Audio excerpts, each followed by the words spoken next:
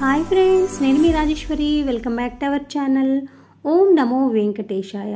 Friends ఈ రోజు వీడియోలో వైకుంఠ ఏకాదశి ఎప్పుడు ఏకాదశి తిథి ఎప్పుడు మొదలయ్యి ఎప్పుడు ముగుస్తుంది అనేది ఈ వీడియోలో తెలుసుకుందాం ఫ్రెండ్స్ ఒక చిన్న రిక్వెస్ట్ ఫ్రెండ్స్ మీరు మన ఛానల్ ఎవరైనా ఫస్ట్ టైం చూస్తున్నట్లయితే ఇప్పటివరకు సబ్స్క్రైబ్ చేసుకోకపోతే సబ్స్క్రైబ్ చేసుకోండి ఫ్రెండ్స్। నాకు ఎంతగానో ఉపయోగపడుతుంది మీరు సబ్స్క్రైబ్ చేయడం వల్ల, అలాగే మరికొన్ని మంచి వీడియోస్ చేయడానికి అవకాశం ఉంటుంది।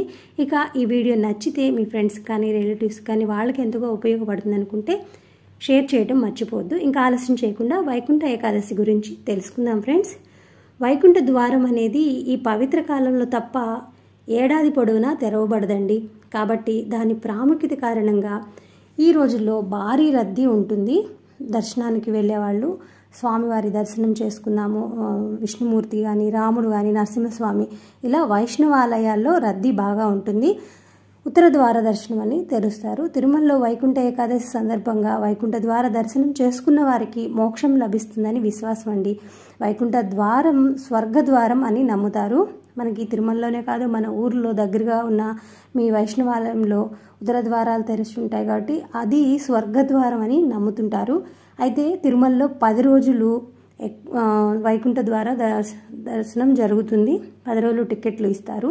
అయితే ఇప్పుడు మనం ఏకాదశి తిథి ఎప్పుడు ప్రారంభమైందో చూద్దాం ఫ్రెండ్స్। జనవరి 9వ తారీఖు 2025న మధ్యాహ్నం 12 గంటల 22 నిమిషాలకు మొదలవుతుందండి। జనవరి 9 గురువారం మధ్యాహ్నం 12 గంటల 22 నిమిషాలకు ఏకాదశి తిథి ప్రారంభమై జనవరి 10 2025 జనవరి 10 శుక్రవారం 2025 ఉదయం 10 గంటల 19 నిమిషాలకు అనేది ఏకాదశి తిథి ముగుస్తుంది। కాబట్టి మనకి పొద్దున్నే ఏ తిథి అయితే తెల్లవారుజామున ఏ తిథి ఉంటుందో ఆ తిథిని పరిగణలోకి తీసుకుంటాం కాబట్టి జనవరి 10వ తారీఖు ఏకాదశి అండి।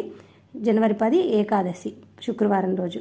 ఈ వీడియో ఇంతటితో ముగిస్తున్నాను। ఈ వీడియో నచ్చితే లైక్ చేయండి, షేర్ చేయండి, సబ్స్క్రైబ్ చేయడం అస్సలు మర్చిపోవద్దు। బాయ్ ఫ్రెండ్స్, నమస్తే। మరొక వీడియోలో కలుసుకుందాం। ఏడుకొండలవాడ వెంకటరమణ గోవింద గోవింద।